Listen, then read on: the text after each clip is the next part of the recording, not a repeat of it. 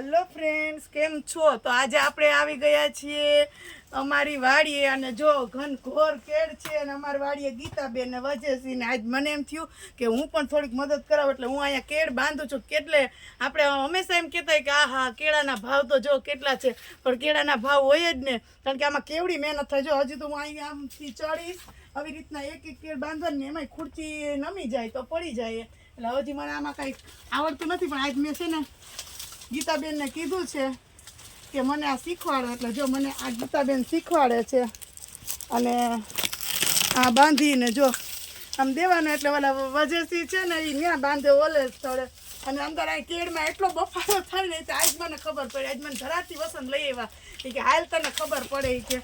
અને પછી હવે અહીંથી નીચે ઉતરી જાઉં, હવે અહીંથી એક પછી એક આવી રીતના કેળ બાંધવાની અને પછી અહીંથી ધક્કો મારવાનો. જો અહીંથી ધક્કો મારી અને માં છે ને ઓલા ભાઈ છે ને એ કેળ બાંધીએ એટલે નમી ના જાય અને કેળ સીધી રહે કેળાના વજનથી. તો આજે અમે અમારી વાડી આવ્યા ને તો આજે આ કેળાની પ્રોસેસ શું હોય ને એ આજે અમને ખબર પડી, ખાસ કરીને મને, કારણ કે હું તો બહુ વિડીયો ઉતારતી હોતી. બધે મને એમ કે બેન તમે વિડીયો જ ઉતારવા જાઓ છો, કંઈ કામ કરો છો, પણ હું આવું થોડું ઘણું ક્યારેક ક્યારેક કામ કરી લઉં. તો આજે હું છે ને આખો દિવસ આ જ કામ કરવાનું છે. આમ કેળને આમ ધક્કા મારવાની છું, ખુરશી ઉપર નથી ચડવાની. એ તો આપણે એકાદ બે વખત જ એમ કે પ્રોસેસ માટે તમને કીધું હતું. બાકી આ કંઈ જો હવે અહીંયા એક બે બાંધી લઉં પછી શું થાય છે એમ, એટલે ચાલો હાલો ફટાફટથી આ બાંધી લઈએ. ખોટી થાય આપણે તો કેળ ઘણી ને ઘણી બાંધવાની છે, પણ ખોટી થાય એટલે જો આવી રીતના આમ બાંધું છું. મેં પહેલી વખત આ કામ કર્યું છે, મેં કોઈ દી મારી જિંદગીમાં આ કામ નથી કર્યું.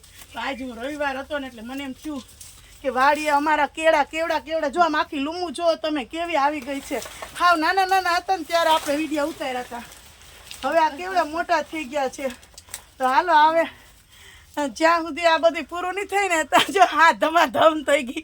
વસંત કે હા કરી કે બહુ વાતું કરતી હોય ને કે લઈ કે આજ કઈ તને ખબર પડે કે, એટલે ફટાફટ આમ કરી આમ બાંધવાના એક પછી એક.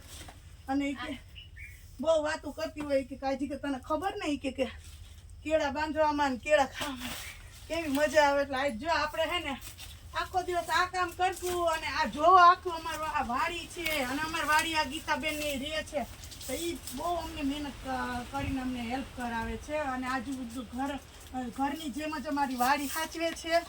અને અમારે ગાય છે તો ગાયનું પણ એ કરે છે. આજે તો હું ખાસ આમાં કેટલી તકલીફ પડે ને એના માટે થઈને જ વાડી આવી છું ને. આ જોવા કે ઓહો કેટલી તકલીફ પડે. સારું હાલો તો હવે હું કામે વર્ગી જાઉં, તો વિડીયોમાં રહીશ ને તો મારે કેળ બાંધવાનું રહી જાય. હાલો ફરી મળીએ એક નવી વાત સાથે, એક નવા બ્લોગ સાથે. ત્યાં સુધી બધાને જય સ્વામિનારાયણ.